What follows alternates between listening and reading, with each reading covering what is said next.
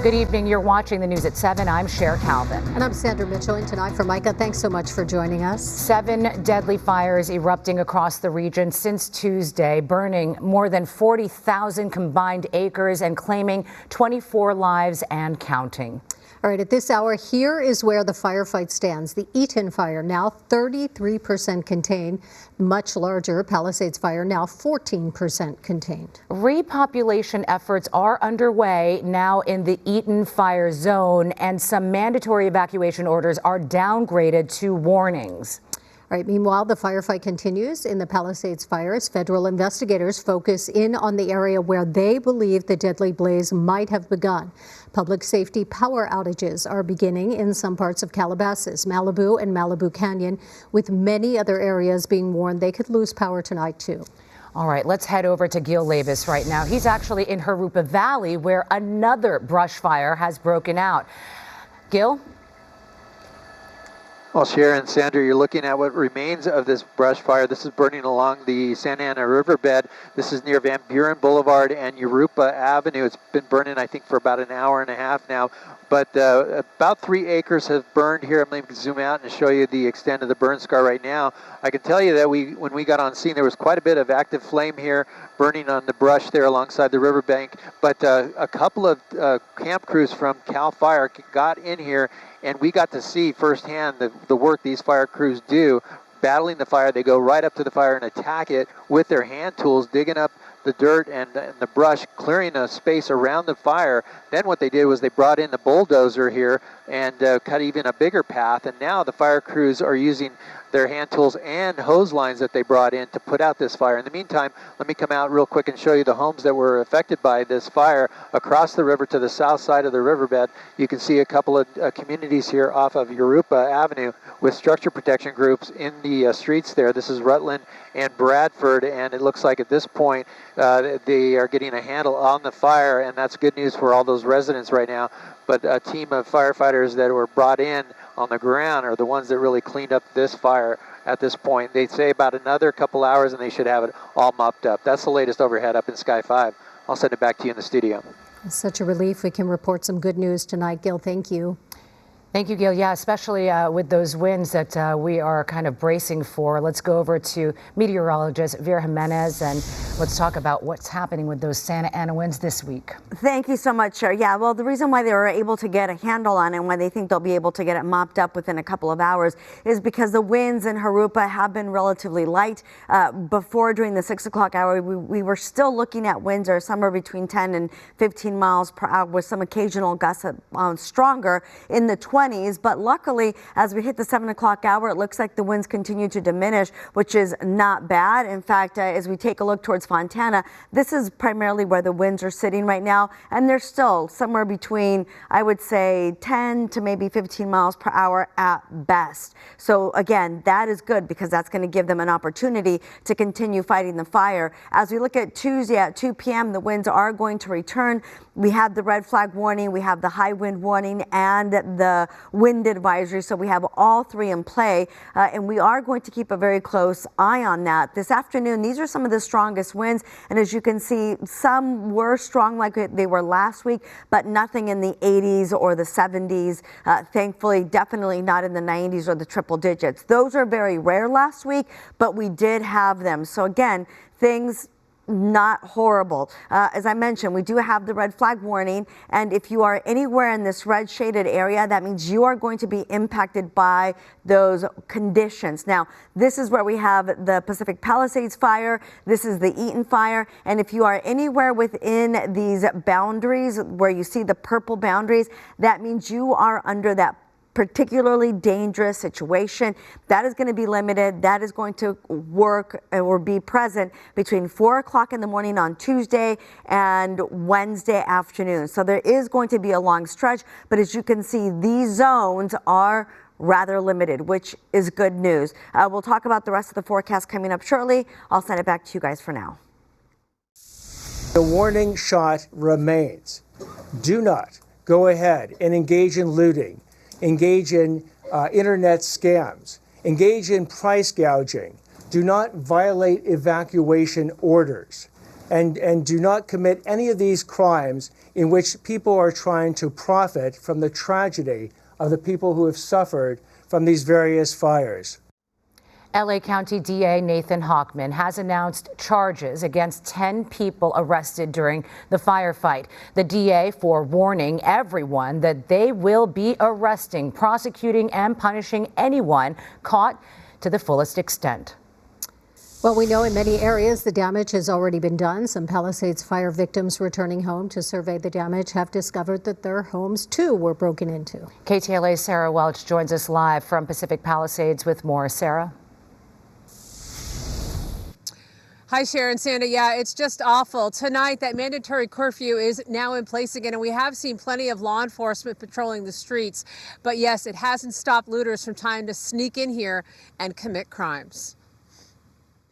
How could anybody take advantage of people that had already been affected by a fire? But Gennaro Rossetti had it happen to him. I noticed that somebody had kicked in the dining room door. Rossetti, grateful his home hadn't burned, had waited nearly 12 hours Saturday to get back up into his Palisades house to grab medicine and important papers. And that's when he saw he'd been burglarized. Somebody got into the house, but I wasn't able to determine what they took because it was too dark to see. It clearly wasn't firefighters because there was no fire at the house to get into, and it was not a place where would be the first site of entry. Looting is a huge worry for those with homes still standing in both the Palisades and Eaton fires. Someone even impersonated a firefighter to break into a house in the Palisades. We really felt strongly we needed to help. Sierra Swinney works private security in the Central Valley and is now guarding homes in the burn zone. We're ready. We're watching. So is LAPD and the National Guard on patrol, but homeowners we talk to aren't confident they can keep things secure. They're just understaffed and they have a lot of other things to deal with. I mean, it's not really their fault. I'm sure they're doing the best they can, but yes, no, we're very worried about it. I'm getting calls nonstop for the last 3 days, 24 hours a day. Craig Paul of ASC Security says entire blocks are asking for help. It's 10, 15 families together are hiring us to watch the entire street. Rossetti and his neighbors are considering the same. I jammed a chair up against it to secure it in some way, and then I left. He and others are frustrated by the lack of information from their local officials about when they can get back to their homes. It's the not knowing that is the most difficult part. And again, you heard DA Hochman issuing that statement. If you're caught up here looting, committing any crimes, expect to be prosecuted to the fullest extent of the law. Sharon Sander will send it back to you. All right, Sarah, thank you. And the first lawsuits have been filed on behalf of Eaton fire victims who claim equipment owned by SoCal Edison sparked the deadly blaze. Investigators are looking at an electrical transmission tower in Altadena. Videos taken by residents captured what looks like the base of the tower burning before flames raced down the canyon Tuesday night. Edison says it does not believe its equipment was responsible. It's unclear what other potential sources and locations are being investigated. All right, we know we've got these dangerous high winds returning overnight. Firefighters now really scrambling to get the Eaton fire under greater containment. Meantime, residents and authorities alike are demanding answers as repopulation begins. KTLA's Chris Wolf is live in Pasadena with more on the fallout and a unique perspective of the brave heroes battling Eaton. Chris. Very brave heroes, Sharon, Sandy. We are right now on a hilltop, a cul-de-sac of King Clair Drive here in Pasadena. This whole area was pure hell about 1 week ago when the deadly Eaton fire broke out. But thanks to the heroic efforts of one U.S. Forest Service team, these homes were saved. And we are now getting a heart-pounding and unique look at the firestorm through their eyes. Water tanker 34 RV8. Jonathan, careful, we can't run out of water. Okay, let's let this thing around and start it in the house and get after it. This should kind of skirt around here and swing around us, right? Fighting a deadly and devastating wildfire from the viewpoint of the firefighters on the front line. This is a neighborhood in Pasadena along King Clair Drive shortly after the Eaton fire exploded in the area Tuesday, January 7th, racing down hillsides toward homes. Members of a U.S. Forest Service wildfire unit were first on scene and worked tirelessly for the next 36 hours straight before taking a brief rest and then attacking flames on another front on Mount Wilson. When we first arrived on scene, we were faced with walls of flames 50 to 100 feet, wind gusts in excess of 50 miles an hour. I've been fighting fire for 21 years, and this is probably the worst I've ever seen the wind gusts, the ember casts, and flame impingement on structures. We've got our hoses ready to go, and our main priority is to extinguish all the spot fires and look at areas on the structures that will be susceptible to get embers into the house, the small crevices, the sliding glass doors, the eaves, the gutters. Grab that one, bro. We're coming to a chaotic scene and we're trying to bring calmness to everything. So as we're coming in, we're noticing that a lot of people are rushing out. So our main goal is trying to make sure public safety, life and property are good. And then that way we can safely do our job without having to worry about life. And then we can save as many homes as possible. Task Force 1601 from New York, As the firefight continues amid fears of strong winds rebuilding, an electrical transmission tower in Eaton Canyon is under investigation as the possible cause of the deadly fire that bears its name. The Los Angeles Times reports officials are looking at video and images and listening to witness statements about flames first spotted at the base of the tower. Litigation is now swirling as fast as the Santa Anas, accusing SoCal Edison of negligence. And SoCal Edison does not believe its equipment sparked this blaze. Now let's quickly talk about repopulation of communities impacted by the Eaton fire, effective as of 3 p.m. this Monday. Take a look. We should note these areas are still under evacuation warnings. We are talking about inside the unincorporated LA County area of the Kinaloa Mesa community, south of Heights Road to New York Drive, and east of Outpost Lane to Sierra Madre Villa Avenue. Still closed to residents, the remaining areas of the unincorporated community of Altadena. Please, everyone, stay safe out there and stay alert. Reporting live in Pasadena, Chris Wolf, KTLA 5 News.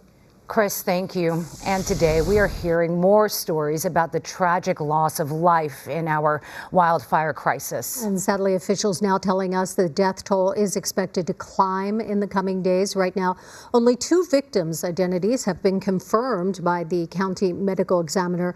But from family and friends, the LA Times reporting 8 of the fire victims died in the Palisades fire, 16 in the Eaton fire in Altadena. In the Palisades fire, friends and family say Arthur Simoneau died trying to save his home where he lived since the late 90s. LA Times reports he called his fellow hang gliding pilot to say he was going back to save his home. A GoFundMe has been set up for his funeral costs, and it says those of us close to him always knew that he wouldn't die of old age or illness. Between hang gliding multiple times per week, riding motorcycles with a for novelty use only helmet, and skiing rock-lined chutes at Social Security age, it was always in the back of our heads that he would die in spectacular Arthur fashion. Lovely tribute. In Altadena, Victor Shaw died from smoke inhalation and burn injuries at his Altadena home. He was 66 years old, and we spoke with Victor's sister and friend this weekend about the tragedy that unfolded that night. When I went back in and yelled out his name, he didn't reply back, and I had to get out because the embers were so big and flying like a firestorm that I had to save myself. And I looked behind me, and the house was starting to go up in flames, and I had to leave. We actually did see him laying on the side of the road with the hose. It looks like he was trying to save the home that his parents had had for almost 55 years. Also in Altadena, 82-year-old Rodney Nickerson also lost his life in the Eaton fire. Rodney is the grandson of William Nickerson Jr., namesake of Nickerson Gardens, the largest public housing development in Watt. His family telling KTLA he was found dead in his bed in his Altadena home. His family says that he thought the fire would pass over and would be okay waiting it out at home. In the Pacific Palisades, 84-year-old Charles Mortimer died in a hospital from a heart attack, smoke inhalation, and from burns. Also in the Palisades, the mother of former child actor Rory Sykes is in grief, remembering her son who died in their Malibu home. Shelley says 32-year-old Rory was born blind. He lived with cerebral palsy. But when the Palisades fire broke out, the mother and son stayed behind at their Malibu home, believing that they were safe. The fire, of course, escalated. It sent embers flying onto their property. Rory's body has not been recovered from the rubble. Well, we know the recovery is going to take a considerable amount of time. The medical examiner also noting tonight the condition of the bodies might mean it will take weeks to positively identify the victims. Meanwhile, fire authorities have started compiling maps showing the thousands of structures, including homes that were damaged or destroyed in the Palisades and Eaton fires. To see if your home was affected, just scan the QR code on your screen. It'll take you to a link on our website that contains maps for both fire zones. Our continuing coverage of the Southern California fires continues next, including conversations with Assemblyman Bill Essayli and Congresswoman Judy Chu. Quick break. We'll be right back.